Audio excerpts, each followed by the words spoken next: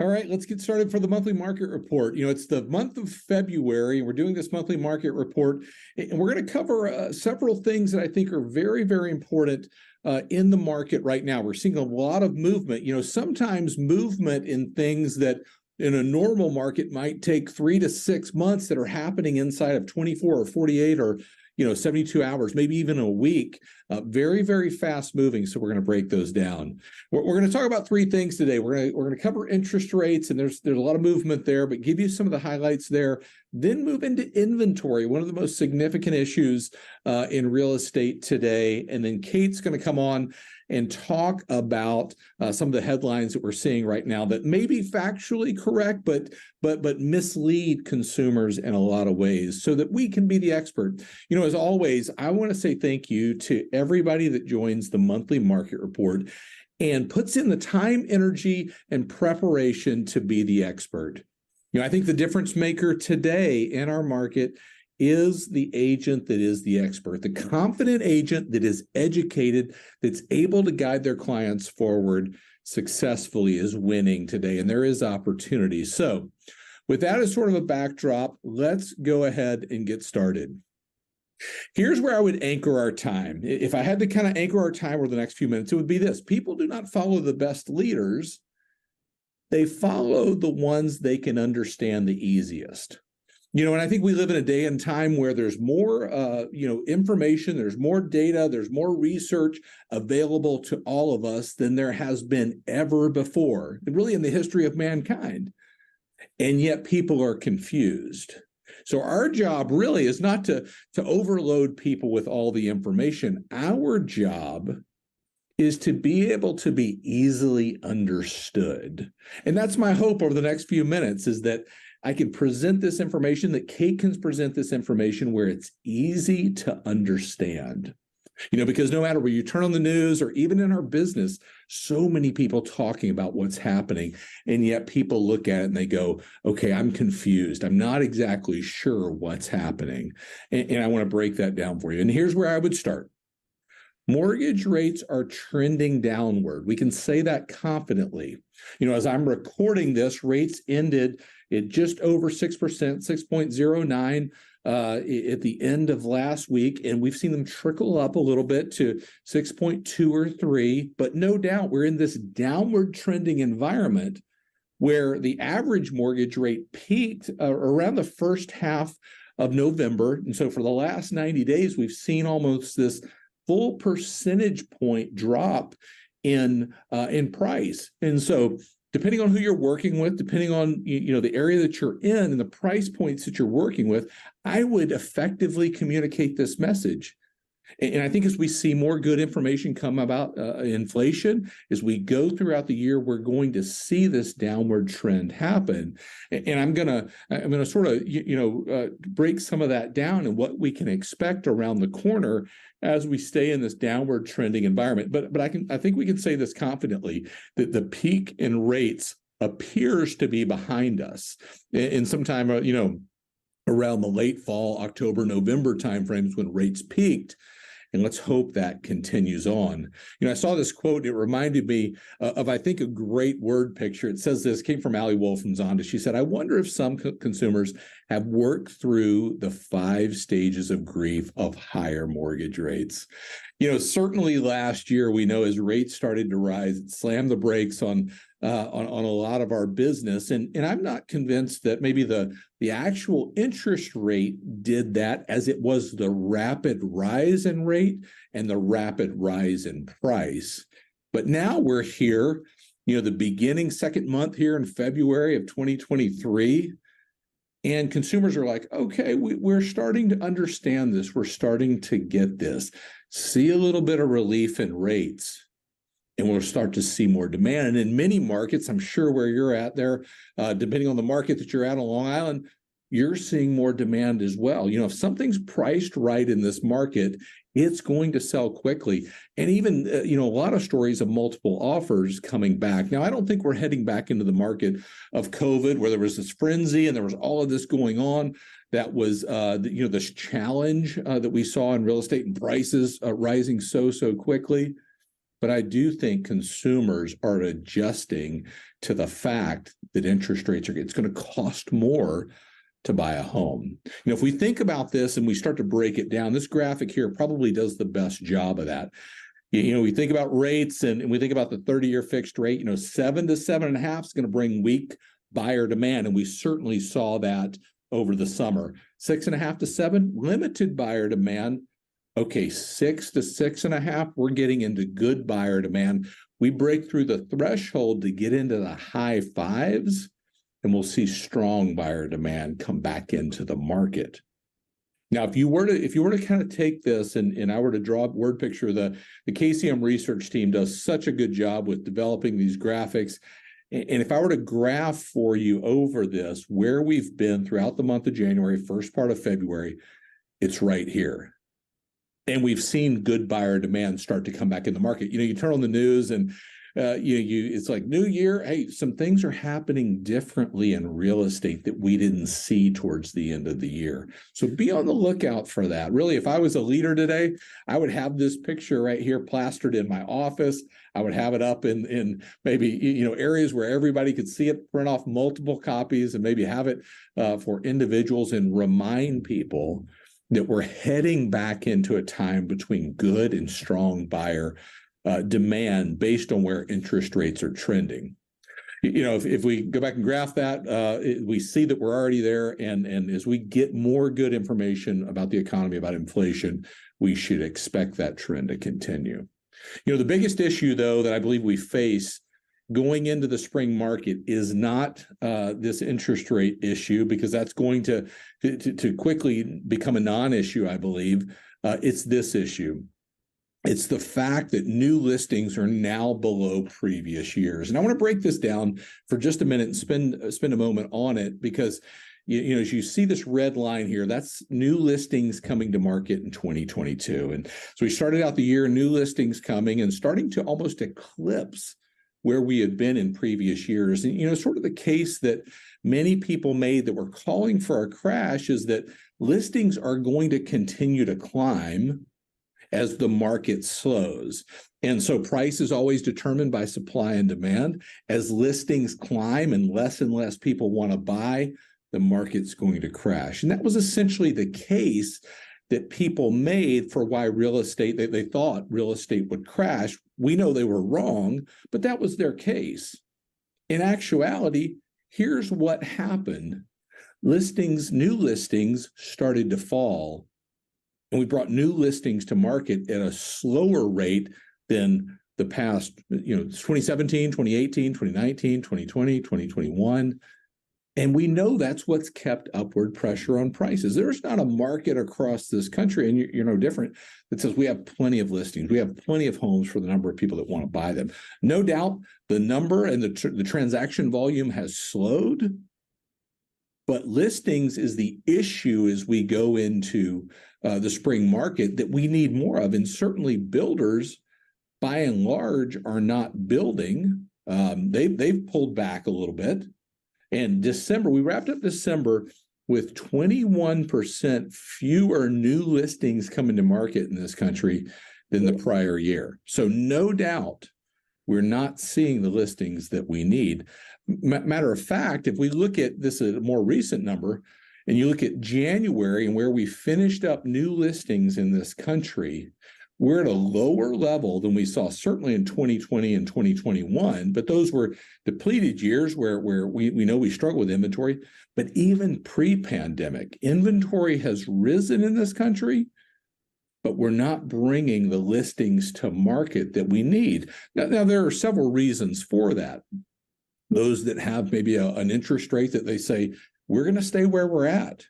And certainly those that say, we don't want to put our house on the market because we're not sure where we are going to go, which is another inventory issue that we face. But no doubt, as we start to look at this, we need more listings, and it's on us. It's our job to go out and generate new listings. We've talked about how to do that from expired listings, maybe a conversation that needs to adjust with a seller. We've talked about that in reaching out to people to say, hey, there's more equity in homes today than ever before. what are you going to do with your equity? You know, articles come out and talk about people that maybe bought during the pandemic that have buyer's remorse. Now, I'm going to say, I don't believe that that's a significant issue in the market. I think anybody that buys a home at any time, a year later or 6 months later, they'd say we would do something different. We would have done, we wish we had a bigger closet or the kitchen was arranged this way or whatever the case may be. But it's a great place to reach out and say, hey, you bought a house in the last couple of years or whenever. How's that working out? Just to start that conversation, be proactive, go out and generate those listings. Because what you're hearing is this. This comes from Mike Simonson from Altos. He says, I'm looking at the latest housing data and I see surprising demand indicators, including home price resiliency and supply staying restricted. What we just talked about, restricted inventory. Who would have guessed that? Well, I think a lot of us in the business would have guessed that. We would have said, you know what, if you look at what's happening, the dynamics in the market, we're not seeing a flood of inventory. We're not seeing a flood of foreclosures. And yes, that is keeping upward pressure on prices, home price resiliency, he's calling it here. And then there are demand indicators as we start to move into that, you know, if you think about that red to green image that I showed you, we're moving back into good to strong indicators relative to the health of the market and going into the spring market. The only question will be the health in the you know, sort of the spring market will be determined by the number of homes that we have to sell. We can't sell what we don't have. But here's what becomes very, very clear. And I want to spend just a minute on this. We are no doubt in the turn of the real estate market. You know, I've talked extensively about this, about just the race car driver and how their reputation, their career, their money is earned in the turn. You know, they come into a turn and they know how to navigate it. And let's face it, the skill of a race car driver is not about the straightaway. Any of us could get on a straightaway. We could drive a race car, but when we came to the turn, we'd crash and that would be the end of us. But the skill is navigating the turn. And I wouldn't want you to miss this right now. We are inside the turn in real estate. You know, most experts would say it started about the middle of last year. It'll run to the middle of this year. We're here in February, maybe right through the middle of the turn. The best leaders are gathering their team and they're saying, okay, here's what our plan is. We're going to go after expired listings. We're going to have conversations about, you know, equity in people's homes. We're going to have conversations with everybody that bought a home in the last 2 years. And they are building their plan to accelerate through the turn while some agents are sitting back saying, I'm not sure what's going to happen. There's a very, very big difference right now between the educated, confident agent and the agent that says, I'm not sure what's happening. The educated, confident agent is guiding their clients through this turn. The agent that's confused maybe is saying, I'm not sure what's going to happen. And our job is to be able to use this information and drive our business forward, give the best advice we can to those that we're working with. Maybe not to convince them to do something that they don't want to do, but to have a conversation that says, could I share with you a few things that I'm seeing in the market that may help you make an educated decision? You know, because a lot of people say, maybe something bad's coming this year in real estate. And if you turn on the news, you certainly hear that a lot of times. But here's a very interesting thing. I'm going to give you a couple more slides before Kate comes up. Big banks are starting to revise their forecast. This is a look from Goldman Sachs. January 10th, they said, we believe real estate in this country is going to lose a little over 6% in value, 6.1% in depreciation in the coming year. Well, on the 24th of January, they went back quickly and they updated that to negative 2.6%. You know, if you followed KCM, we've said, you know, this year is likely flat, a little bit of depreciation, a little bit of appreciation, depending on where it lands, a flat year in real estate because we don't have an enormous amount of supply that's driving price down. You know, price is always determined by supply and demand.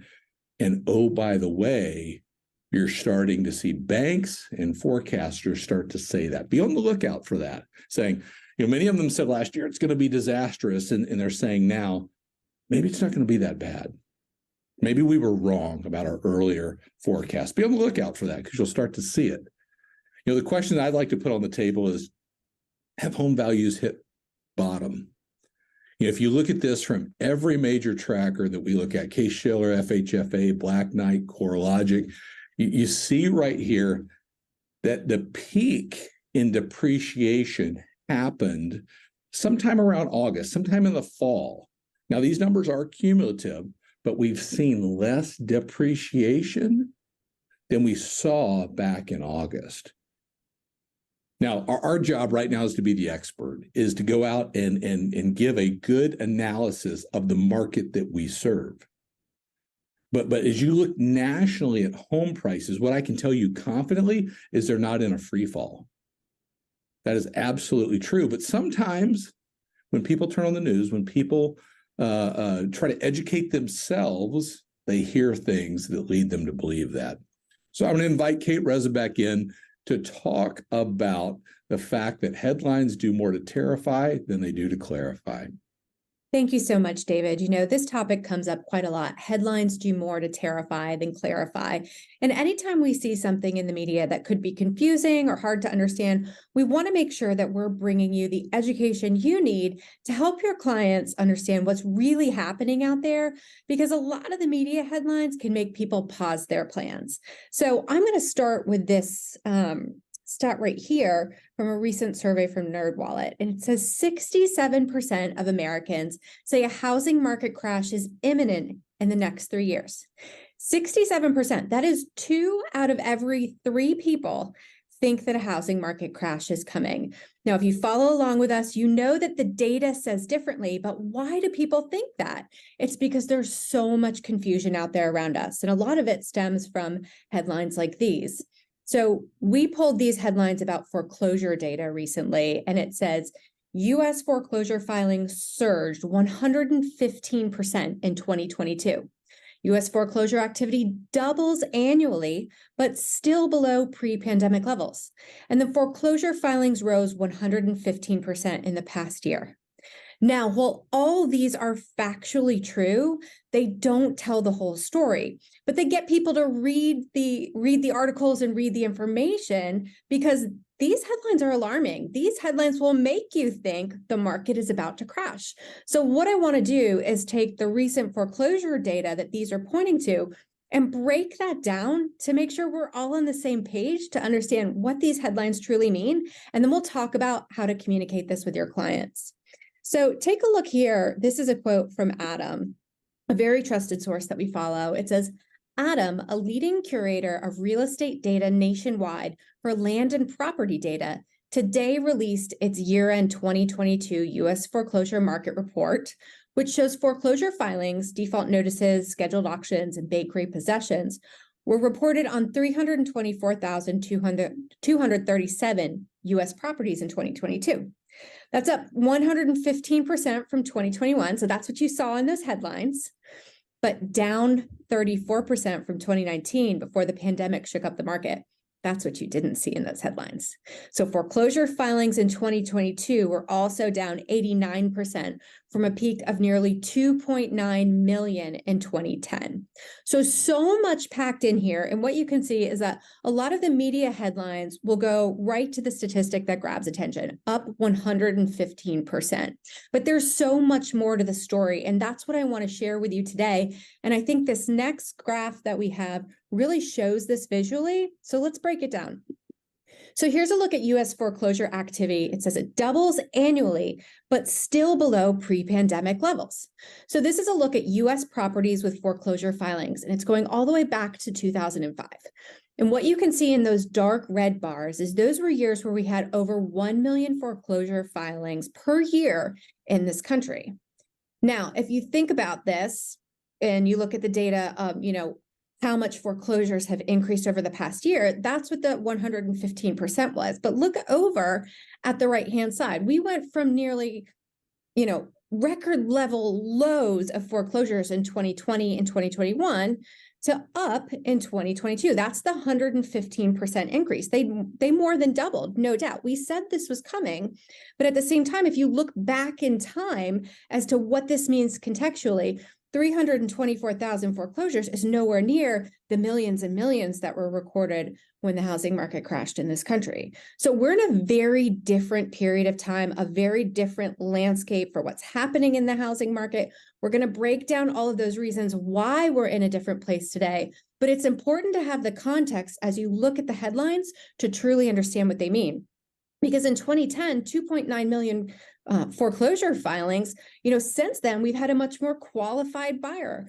Far more people who, the people who are applying for mortgages now and able to get a mortgage have better credit history. They, have income qualifications, things that weren't in play that caused the market to crash. And so when you think about why people are concerned, 2 out of 3 people think that the housing market is going to crash. They look back in time and they remember what happened when the market crashed, and they see foreclosures rising and they think, here we go again. But the data looks very different. And so let's zoom in a little bit more at the past few years. So we actually had 1 million fewer foreclosures over the last 3 years than we did even compared to normal years. So let me show you what this means. So this is, again, a zoom in on that data from Adam.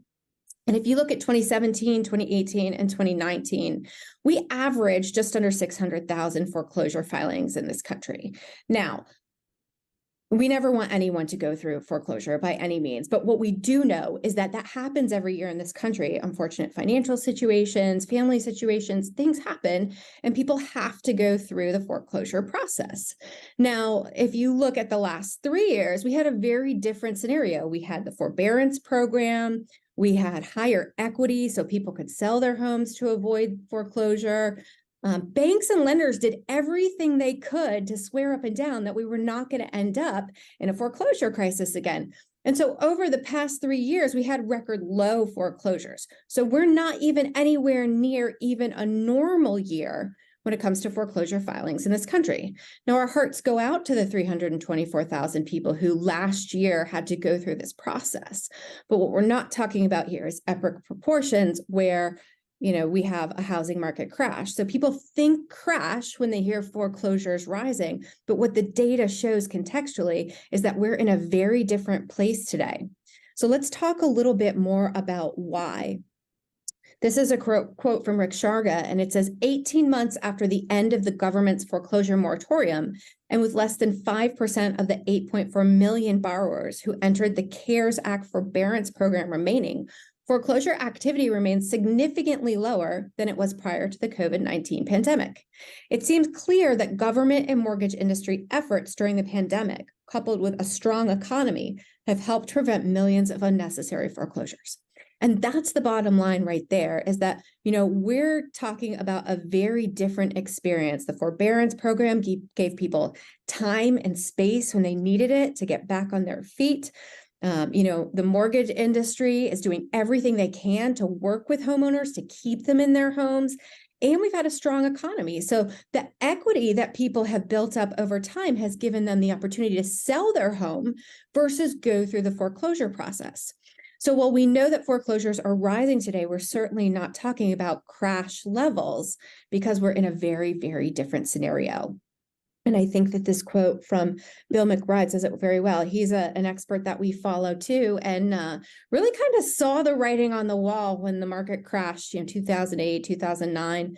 But here's what he's saying about today's market. This was in a quote from just last month in mid-January. It says, the bottom line is there will be an increase in foreclosures over the next year from record low levels, but there will not be a huge wave of distressed sales as happened following the housing bubble. The distressed sales during the housing bust led to cascading price declines, and that will not happen this time. So really, really important to have this context to understand, why this is different, and that, we're not headed for a crash. The data just doesn't support that. So what do we do in this scenario? How do we help our clients? Well, what the most important thing we can do, and we say this often, is we must control the narrative. stepping up in this space, sharing what is factually true and bringing context and clarity, bringing the insight to our clients so they don't have the fear and the uncertainty that puts their plans on hold. It's being that educated agent, that market expert who can communicate what these headlines really mean and help our clients understand that they don't necessarily have to put their plans on hold because they're scared. Because there's a lot of confusion out there, and the more we can bring the facts, the data, the insights, and control that narrative and tell that story of what's truly happening, the more successful our clients will be. Because at the end of the day, someone in your market is going to step into this space, is going to tell the story, and the question is, will it be you who can lead through this, who can confidently guide your clients as the educated expert to make sure they understand what's truly happening, what those confusing headlines mean, and how to sort through that to make the most powerful and confident decisions. So I hope you enjoyed our monthly market report this month. Always a pleasure to be here with you. We can't wait to be back here with you next month, and we hope you found this information helpful.